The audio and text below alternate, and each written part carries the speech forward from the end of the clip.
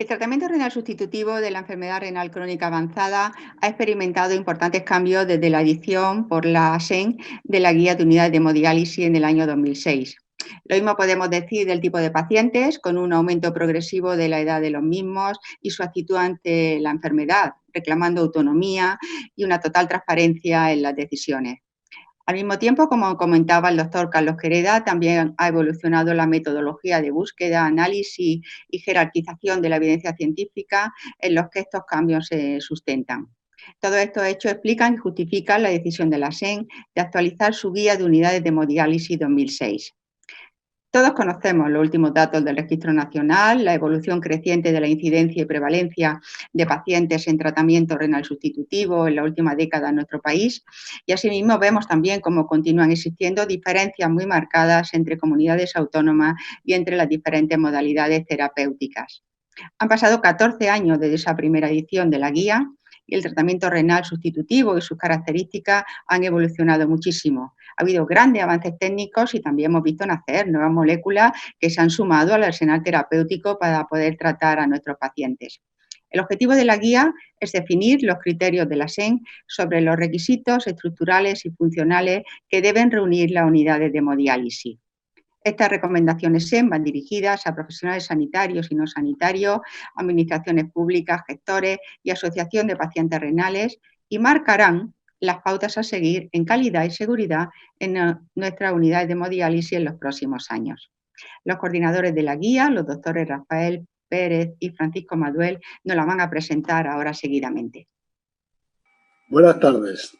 En primer lugar, quiero agradecer la invitación de la ASEN a participar como moderador en esta mesa en la que se presenta la actualización de la Guía de Unidades de Hemodiálisis, cuya edición anterior es del año 2006. En su elaboración han participado como panelistas un grupo de nefrólogos expertos en cada uno de los temas, dirigidos por dos coordinadores clínicos de referencia internacional, los doctores Francisco Maduel y Rafael Pérez García. El borrador final fue sometido a un proceso de revisión externa por otros nefrólogos y consultado con profesionales de enfermería de hemodiálisis y asociaciones de enfermos renales. Finalmente fue expuesto en la web de la ASEN para libre acceso a opiniones y críticas. En el documento se aborda un amplio espectro de los problemas que presentan las unidades de hemodiálisis, desarrollados en forma de revisión crítica, precedida de una extensa búsqueda bibliográfica y un cuidadoso análisis de la misma. La resultante de este trabajo transversal es un magnífico documento de consenso por el que hay que felicitar a los participantes y cuyas líneas generales resumirán a continuación los coordinadores del mismo. La ASEN ha potenciado históricamente la realización de guías clínicas y se encuentra con el mismo reto que otras sociedades profesionales, esto es, modernizar la metodología utilizada. Y así, como derivada y complemento del documento que hoy se presenta, se está trabajando actualmente en dos revisiones sistemáticas, resultados de las diferentes modalidades de hemodiálisis y dosis de hemodiálisis. Entre todos podemos construir un modelo eficaz, innovador y sostenible de realización de guías de práctica clínica. Gracias. Hola a todos.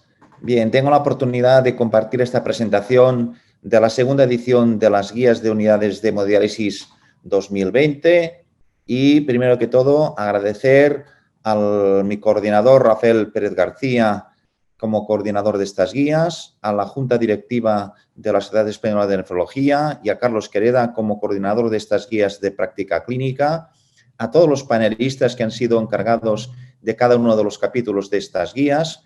También muy importante a todos los correctores que gracias a ellos han podido ganar en calidad cada uno de los capítulos que hemos tenido la oportunidad de hacer y, como no, a todos los autores que han participado en estas guías. Además, también agradecer a todos los correctores externos que revisaron las guías y nos dieron aportaciones para mejorar el contenido de las mismas.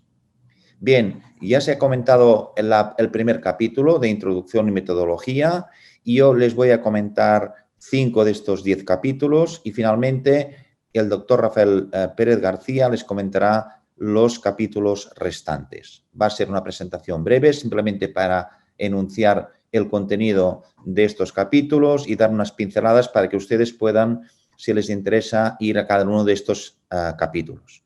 El primer capítulo que les quiero comentar es el de recursos humanos de las unidades de hemodiálisis. Este capítulo, cuyo autor es Guillermo Alcalde, y de nuevo los presidentes tanto de la guía de la SEN como de las guías de la SEDEN, en el cual van a abordar los temas. Estos son los objetivos, estas dotaciones mínimas de personal para cada una de las unidades de hemodiálisis, establecer unos parámetros generales para conseguir la eficiencia mediante el equilibrio entre las necesidades de los pacientes, del personal y de los costes. Y, por último, las recomendaciones para estos centros fundamentalmente extrahospitalarios.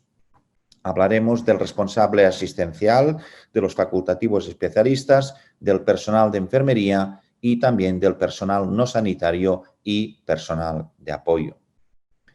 El siguiente capítulo hablará de modalidades de hemodiálisis, reconocimiento de las distintas modalidades de hemodiálisis. En este capítulo hemos incorporado al doctor Pablo Molina, que ha dado un impulso a este capítulo, junto con Roberto Alcácer y yo mismo. Y, de nuevo, los objetivos se mantienen los mismos que en la anterior edición: definir las distintas modalidades de tratamiento en función a las características del dializador, del flujo de sangre y mecanismo de transporte, en función de la frecuencia, en función a la ubicación, en función a las características de los pacientes y también, finalmente, valorar los resultados de estas diferentes técnicas o modalidades de diálisis para definir sus indicaciones en las distintas opciones. Destacar que en esta nueva edición se hablará de la hemodiálisis extendida como una novedad. También se va a hablar de la hemodiafiltración con doble filtro con regeneración del ultrafiltrado y también se hablará de la hemodiálisis incremental. Y también, en mención aparte, también se habla un poquito más en profundidad que en la edición anterior respecto a la hemodiálisis domiciliaria. El tercer capítulo que les quiero comentar es el de dosificación y adecuación del tratamiento dialítico. Uno de los capítulos que más me gusta, que siempre es, nosotros tenemos que dosificar la diálisis. En este capítulo hemos incorporado a Manolo Molina para que nos des también este apoyo y actualización de este capítulo. Los objetivos son los mismos: regular esta dosis mínima de tratamiento en hemodiálisis, valorar las diferentes alternativas de cuantificación del tratamiento y la adecuación de esta dosis en los enfermos o en situaciones especiales. Y en este capítulo sí hacemos hincapié sobre todo a la medición y seguimiento en tiempo real de la dosis de diálisis y específicamente dosificación del KT. Valoraremos la dosis mínima, la medición y seguimiento, tiempo y frecuencia y también los accesos vasculares, pero solamente una referencia a la guía ya publicada de accesos vasculares de la SEN. El siguiente capítulo también es muy importante, que es la monitorización del proceso de hemodiálisis. Mantenemos los tres primeros autores, doctor Arenas, Emilio González Parra y Manuel Angoso, y se han incorporado aquí Pulido y Pereira García. Los objetivos también es asegurar que todos los pacientes tengan los controles analíticos y clínicos mínimos, que se realice en una periodicidad adecuada por los médicos nefrólogos y asegurar que estas prestaciones para todos los pacientes de hemodiálisis, independientemente del tipo y o localización geográfica del centro. El contenido será una adecuada historia clínica del paciente en hemodiálisis, una vigilancia de la sesión de hemodiálisis, los controles analíticos y la periodicidad de sus controles y cuáles deben ser las exploraciones complementarias que deberían recibir estos pacientes. El siguiente capítulo es el de inclusión en lista de espera para el trasplante renal. Y para este capítulo se han renovado los tres autores, el doctor Joan Manuel Díaz, Julio Pascual y Domingo Hernández. Y también mantenemos los mismos objetivos: establecer una relación de colaboración y coordinación entre el centro de hemodiálisis y las unidades de trasplante, definir los criterios de inclusión y exclusión, definir cuál debe ser la evaluación clínica y pruebas complementarias inicial y establecer un mecanismo de seguimiento para mantener en lista de espera para recibir este trasplante renal. Aquí vemos esta evaluación inicial que debería ser ya coordinada desde el centro de hemodiálisis, un informe clínico completo, una evaluación cardiovascular, una evaluación de los riesgos infecciosos, una evaluación de posible neoplasia para descartar una posible neoplasia y la evaluación hematoinmunológica para tener el mayor perfil del trasplante. Y esto es todo lo que les quería comentar por mi parte y ya doy paso al doctor Pérez García para que finalice esta presentación de esta guía y agradecerles a todos por su atención. Hasta luego. Bueno, buenas tardes. Soy Rafael Pérez García. Soy uno de los coordinadores clínicos de la guía de unidades de hemodiálisis que se ha revisado y completado recientemente. Y dentro de los 10 capítulos que comprende la guía, me toca presentar pues varios de ellos. En concreto empezamos por el número 2, que nos habla de las características estructurales de una unidad de hemodiálisis. Son autores de este capítulo el doctor Herrero, Rafael García Maset y yo mismo. ¿Cuáles son los objetivos de las características, de lo que ha intentado este capítulo de características estructurales? Pues los locales donde se instalen las unidades de hemodiálisis deben reunir unas condiciones de habitabilidad e higiene semejantes a cualquier centro sanitario. Es además necesario garantizar un entorno libre de barreras arquitectónicas, con un acceso rápido, cómodo y seguro para los pacientes. Hay que dimensionar la unidad en función del número de pacientes que va a atender y además prever cómo va a evolucionar ese número de pacientes durante un cierto periodo. Y, por supuesto, serán de obligado cumplimiento a nivel de las características de una unidad de hemodiálisis las normativas legales vigentes, tanto locales, nacionales como europeas. El contenido de este capítulo tiene este índice: introducción, zonas y locales, las condiciones generales, informatización de las unidades de hemodiálisis, zonas de aislamiento, economía y ecología. Este capítulo entra a dar características concretas de cómo deben ser, pues, desde las superficies de atención a los pacientes o vestuarios, etcétera. El siguiente capítulo que me toca presentar es el número 7 y es cómo debe ser la atención a los pacientes de forma transitoria. Somos autores de este capítulo, María Dolores Arenas, Patricia Rivas, Rafael García Maset y yo mismo. Quiero destacar que Patricia Rivas es la supervisora de enfermería del Hospital Universitario Infanta Leonor y además es la vicepresidenta de la SEDEN. Destaco esto porque, aunque ya se habrá comentado, esta guía está actualizada fundamentalmente por nefrólogos y por enfermeros relacionados, enfermeras y enfermeros relacionados con la hemodiálisis. ¿Cuáles son los objetivos de este capítulo? Pues primero, que las unidades deben tener un procedimiento elaborado de admisión y remisión de los pacientes y deben tener por escrito qué pacientes son aceptables y no aceptables según las circunstancias de cada unidad. Esta información debe ser pública y debe ser accesible para Internet para las personas interesadas. La solicitud se debe mandar por escrito y debe acompañarse de una serie de informes clínicos pertinentes. En este capítulo se dan modelos tanto de la solicitud, de una historia clínica médica y de enfermería, las formas de canalización, de información, tipo de respuesta y circunstancias especiales de los pacientes, como pueden ser los que están en lista de espera a trasplante o los que sufren algún tipo de aislamiento por características de contagio. Luego, además, esos pacientes a su vuelta a su unidad deben contar con un informe de asistencia prestada y sus incidencias. En esta guía Se aportan en una serie de anexos este tipo de solicitudes y de información.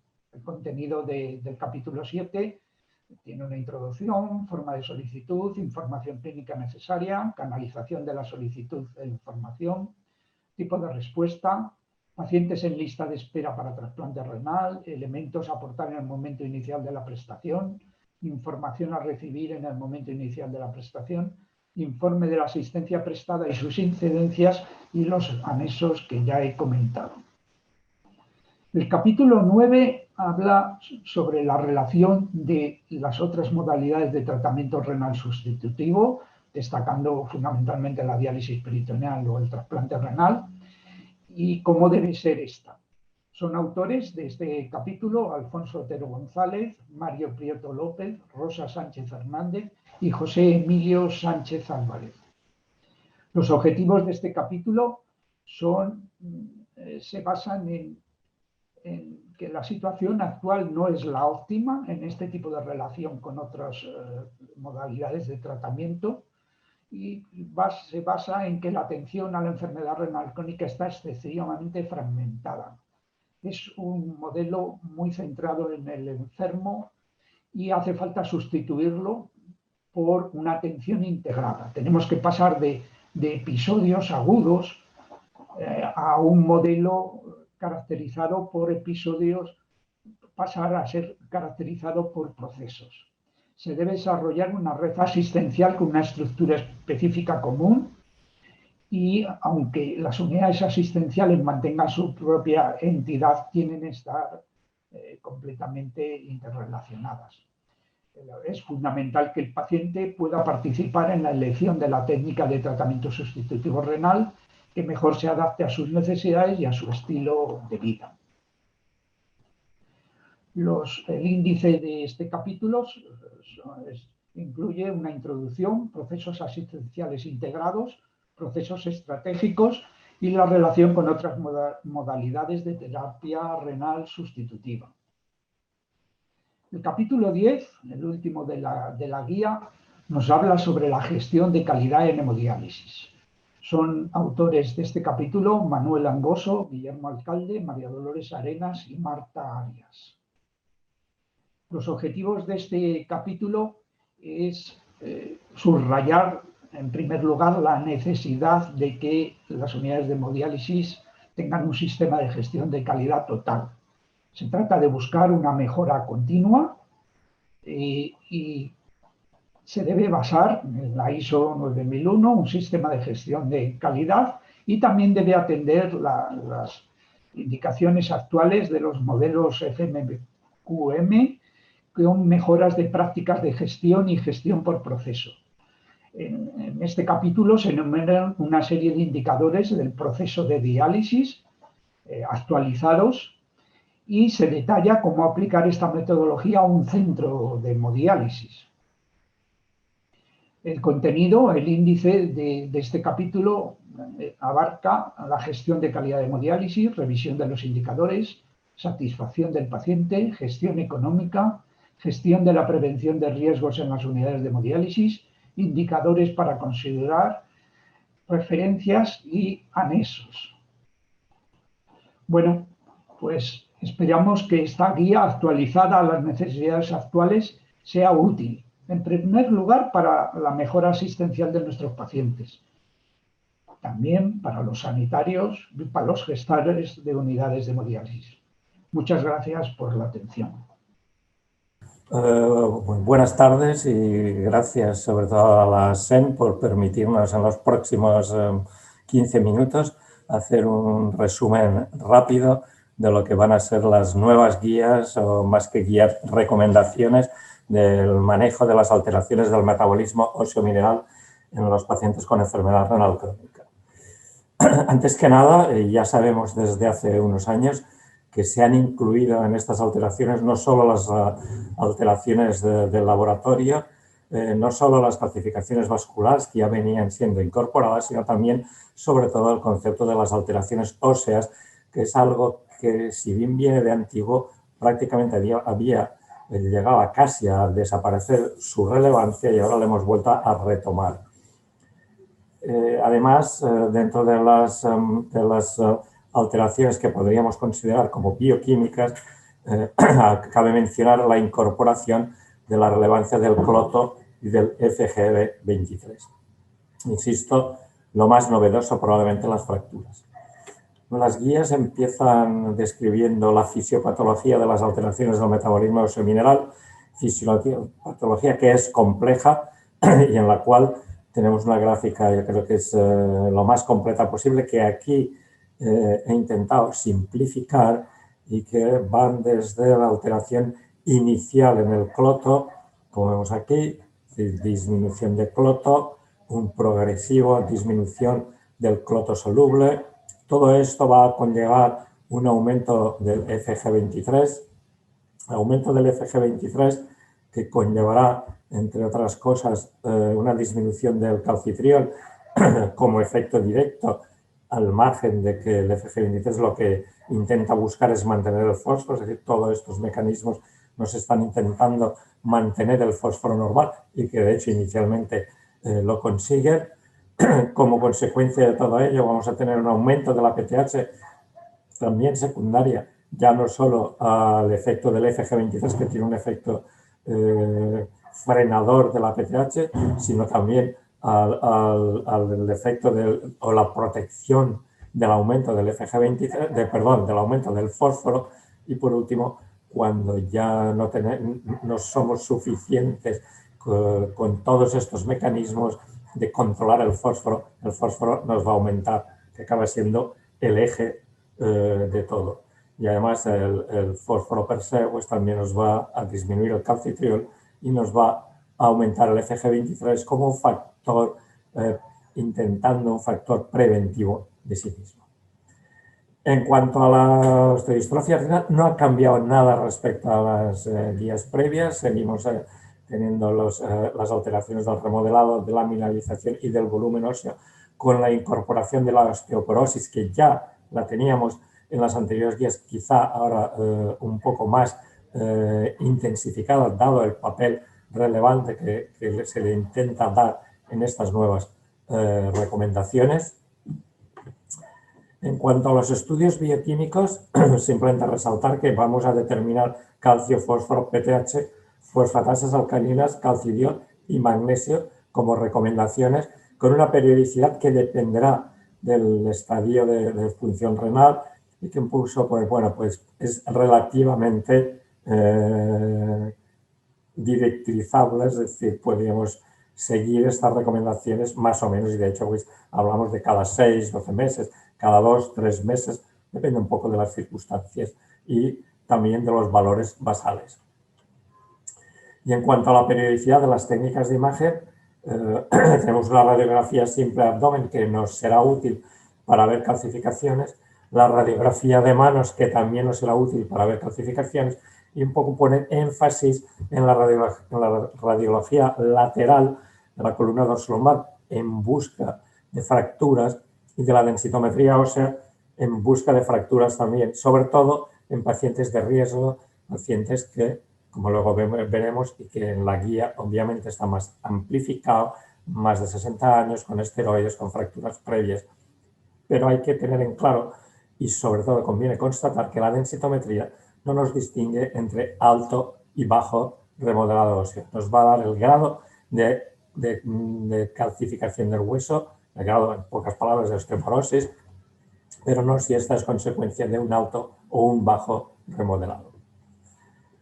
En cuanto a los valores bioquímicos recomendados, obviamente los valores de calcio, de fósforo, de PTH, de calcitriol y magnesio, simplemente poner énfasis en que en la PTH, una vez más, podemos hacer relativamente laxos y donde claramente se pueden recomendar valores es en los pacientes en diálisis, en los que nos moveremos entre las 2 veces la normalidad y 7 veces la normalidad, considerando casi lo ideal el movernos entre 2 veces y 5 veces para evitar extremos que no pueden ser beneficiosos.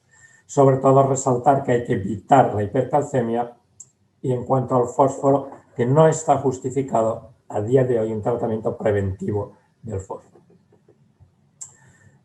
Siguiendo con los objetivos de mantener el fósforo controlado, resaltar que hay estudios epidemiológicos, metaanálisis, estudios post-hoc que muestran que hay una mejoría de la supervivencia cuando se emplean captores de fósforo sin calcio, pero insisto, son epidemiológicos o metaanálisis o post-hoc.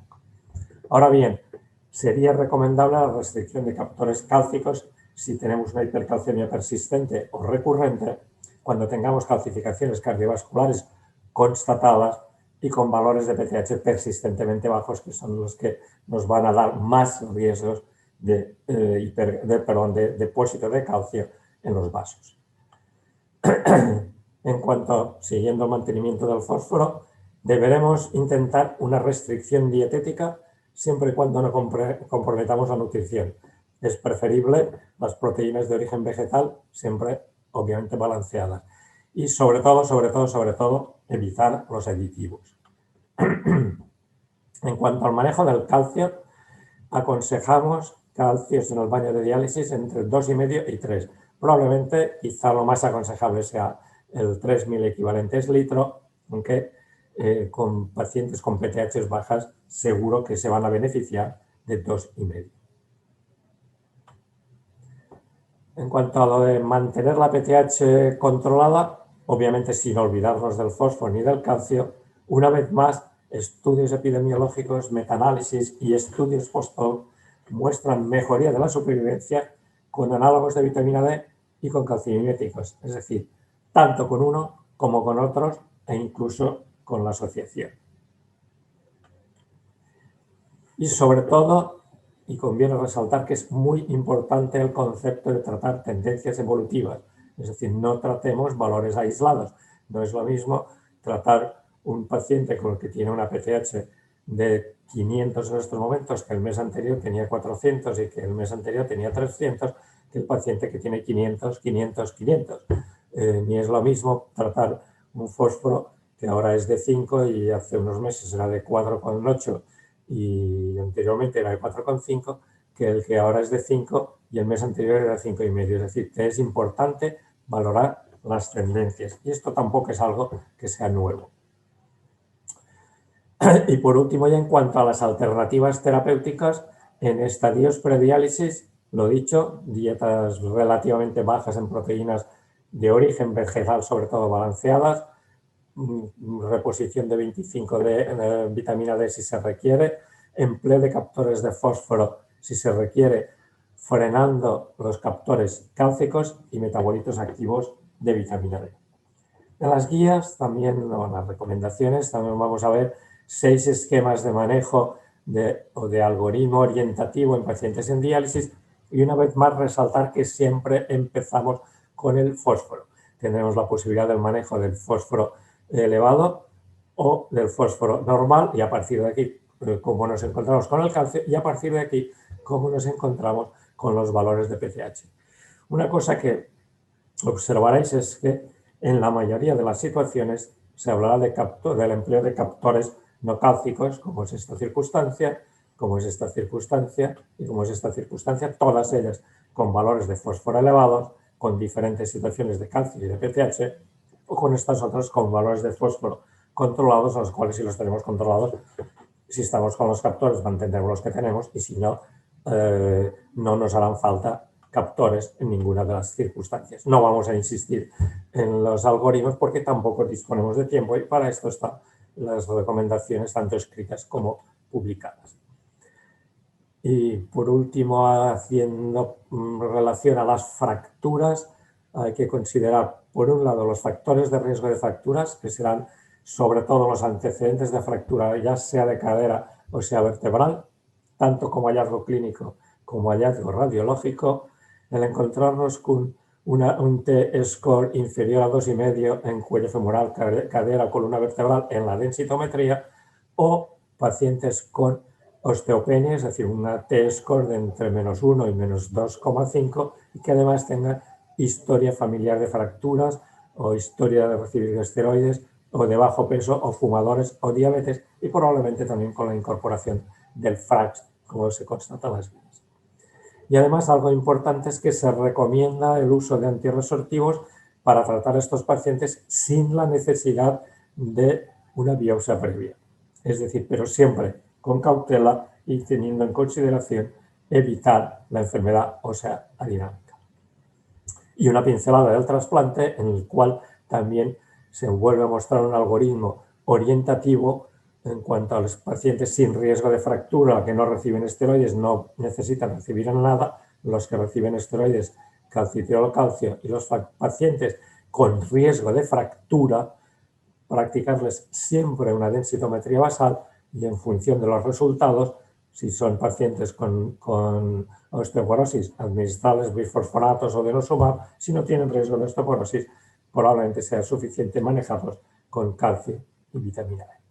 A largo plazo, recomendamos la densitometría también cada 2 o 3 años y actuar en consecuencia con los resultados de la densitometría. Y ya, para acabar, simplemente constatar que, referente a las guías de metabolismo óseo mineral, tenemos que ser conscientes que hay relativamente pocos estudios prospectivos, por lo tanto la evidencia es la que es, y que, por otro lado, la mayoría de las recomendaciones tienen un nivel de evidencia bajo, pero también es cierto que no es diferente a lo que nos encontramos con el resto de la nefrología. Muchísimas gracias por la atención y muchísimas gracias a todos los que han participado de una manera activa en las recomendaciones cuya lista aquí tenemos. Gracias y esto es todo.